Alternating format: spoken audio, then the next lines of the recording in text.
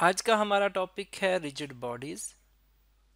Rigid का लफ्ज़ी मतलब होता है सख्त चीज़ें या हार्ड चीज़ें। तो हम कह सकते हैं कि हमारे पास इर्द गिर्द जो भी हार्ड चीज़ होगी या सख्त चीज़ होगी वो हमारी रिजिड चीज़ रिजिड बॉडी कहलाएगी।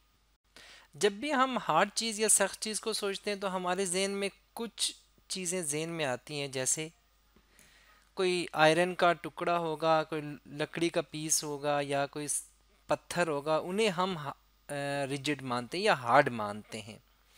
उसके पीछे रीज़न क्या है? जैसे फॉर एग्जांपल इसको यहाँ से आप दबाने की कोशिश करोगे तो ये नहीं दबेगा, इसको यहाँ से दबाओ तो ये दबने से दबते नहीं है। दबने का मतलब है मैं इसके ऊपर फोर्स लगा रहा हूँ जिसको मैं 10 न्यूटन कह देता हूँ।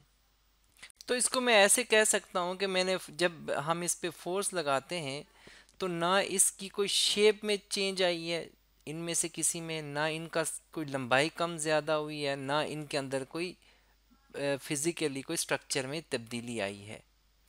तो इसलिए हम इन्हें रिजिड कहते हैं या सख्त ऑब्जेक्ट कहते हैं। यहाँ से आप देख सकते हैं जो आयरन रॉड है या वुड है या पत्थर है, ये आपके पास सॉलिड ऑब्जेक्ट्स हैं। तो हम ये भी यहाँ से कह सकते हैं कि सॉलिड दरअसल आपके पास रिजिड बॉडीज होती हैं। अब ये तो हमें बाहर से नज़र आ रहा है कि इनमें तब्दीली नहीं आ रही, इसके अंदर जो स्ट्रक्चर है पार्टिकल लेवल पे उसको भी देखते हैं कि उसमें क्या हो रहा है।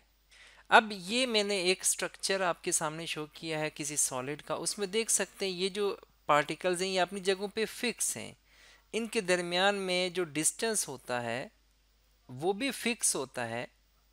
जैसे ही आप इसके ऊपर फोर्स लगाते हैं, जैसे आप इसको हाथ से दबा रहे थे, तो इसके दरमियान में जो ये डिस्टेंस है ये तब्दील नहीं होता। यहाँ से हमें एक और भी रिजिड ऑब्जेक्ट की डेफिनेशन पता चल जाती है कि उनके दरमियान में जो डिस्टेंस होता है वो चेंज नहीं होता। अब अगर इस 10 न्यूटन फोर्स का, जिसका मतलब ये था कि हम हाथ से इसको जोर लगा रहे हैं, अगर मैं इसकी जगह कोई बाहर से एक हथौड़ा ले आऊं, उससे आकर मैं इसके ऊपर हिट करूं या इनमें से किसी के ऊपर, तो फिर देखेंगे कि इस पे क्या फ़र्क पड़ेगा। ये आप देख सकते हैं वही तीनों चीज़ें हैं जिसको मैं अब हथौड़े के साथ हिट करने जा रहा हूँ, जो मैं अज्यूम कर रहा हूँ कि 100 न्यूटन फोर्स उससे लगेगी इनके ऊपर। जैसे ही हथौड़े के साथ इस पत्थर के ऊपर आप हिट करेंगे तो हो सकता है इसमें इस तरह से क्रैक पड़ जाए।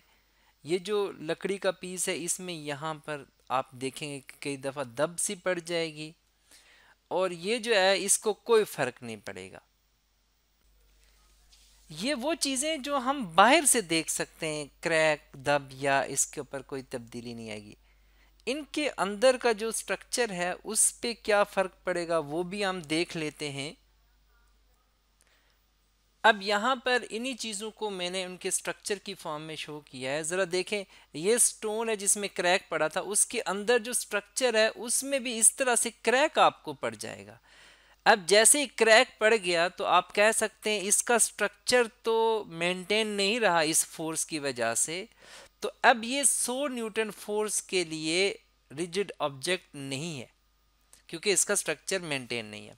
अब इसकी शेप को देखें, जैसे आपने इसको लगाया इस पे दब आ गई थी। अब दब आने से यहाँ से देखें दो जो एटम पार्टिकल्स हैं उनके दरमियान में डिस्टेंस फिक्स नहीं है, अब ये तब्दील हो गया है, जिसकी वजह से वुड 100 न्यूटन फोर्स के ऊपर एक रिजिड मटेरियल नहीं रहा। लेकिन आयरन के केस में अगर देखें तो इसके जो पार्टिकल्स हैं ना उनके दरमियान में डिस्टेंस तब्दील हुआ है, ना इसमें कोई क्रैक पड़ा है, ना ही इसमें कोई चेंजिंग्स आई हैं। इसलिए हम कहेंगे कि ये 100 न्यूटन के ऊपर भी रिजिड ही है। तो 100 न्यूटन के ऊपर रिजिड है, हो सकता है 200 के ऊपर ना रहे, हो सकता है 500 के ऊपर जाकर ये भी रिजिड ना रहे। तो इसका मतलब क्या हुआ कि कोई भी चीज़ जो है वो 100% रिजिड है ही नहीं। परफेक्ट रिजिड बॉडी कोई भी नहीं है। हो सकता है जैसे हमने हाथ से दबा रहे थे तो रिजिड था, हथौड़े के मुकाबले में वो रिजिड नहीं रहा। तो इसका मतलब ये है कि रिजिड तो कोई चीज़ नहीं होती। दरअसल वो उस मटेरियल की अपनी प्रॉपर्टी है कि वो कितनी मिकदार में फोर्स को बर्दाश्त कर सकती है। तो मिकदार को हम कहते हैं मैग्नीट्यूड। जैसे हाथ से लगाते हुए हमने कहा था कि 10 न्यूटन है, और जब हथौड़े से लगा रहे थे तो वो 100 न्यूटन थी, तो उसको हम कहते हैं मैग्नीट्यूड ऑफ फोर्स। तो जो मटेरियल है वो बाहर से लगने वाली फोर्स के ऊपर डिपेंड करेगा। अगर वो कम हुई तो वो रिजिड बिहेवियर दिखाएगा या सख्त बिहेवियर दिखाएगा, और ज़्यादा हुई तो हो सकता है वो उस पर रिजिड ना रहे। अब देखते हैं कि रोज़मर्रा ज़िंदगी में ये जो रिजिड मटेरियल्स हैं इनकी हमें कहाँ ज़रूरत पड़ती है। अब जो हमारे इर्द गिर्द की चीज़ें, उनमें से मैंने एक एग्जांपल जो है वो डोर हैंडल की चूज़ की है। हम इसको भी देखेंगे। ये जो डोर हैंडल का मटेरियल है ये थोड़ा सा रिजिड मटेरियल होता है, क्योंकि जब आप इसके ऊपर यहाँ से फोर्स लगाओगे ताकि आप इसको यहाँ से नीचे की तरफ बेंड कर सकें और ये खुले, बजाय कि ये खुलने के, अच्छा ये खोलने के लिए, अगर ये मटेरियल रिजिड ना हो तो बजाय ये यहाँ से नीचे मुड़ने के ये खुद ही टूट जाएगा, या इसमें क्रैक पड़ जाएगा, या हो सकता है ये बेंड हो जाए। इसलिए हमें कुछ ऐसे कामों के लिए रिजिड मटेरियल की ज़रूरत है। जो दूसरी एग्जांपल है वो एक गाड़ी का रिम है।